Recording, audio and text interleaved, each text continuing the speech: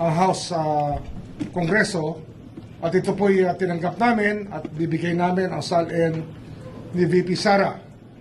Kami po ay may subpoena rin na binibigay sa House tungkol po sa SALN ng isa sa mga empleyado ng Congress, ngunit ayaw po tanggapin ng Congress ang subpoena na aming ipinapadala, ayaw tanggapin ng security.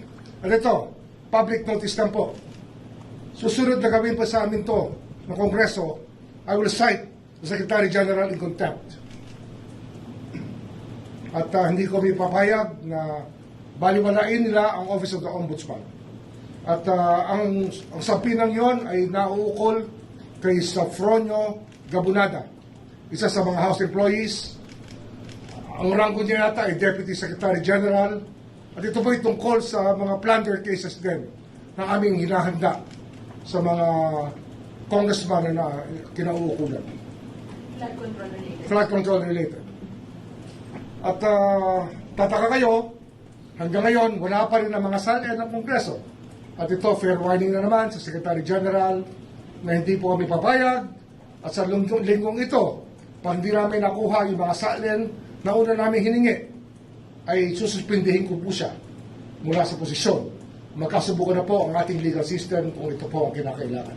Ang Secretary General kasi matagal nang umiiwas na ibigay sa amin ang nire-request namin mga SALN. At ito po ay magkakaroon tayo ng medyo problema sapagkat ito po ay tungkulin nila sumunod sa kautusan ng Ombudsman. Tungkulin po nila yan. Kaya ngayon, ang sasabihin ko na sa publiko, lahat po ng congressman, hinihingi po namin ang SALN ng 10 taon at kung gaano katagal man sila sa Kongreso.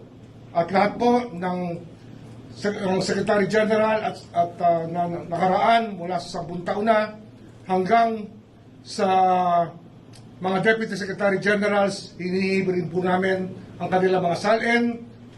Bibigyan pa namin sa pina sila bukas at sana huwag silang magkakamaling huminti sapagkat hindi po kami papayag na hindi sila mag-comply sa aming kautusan.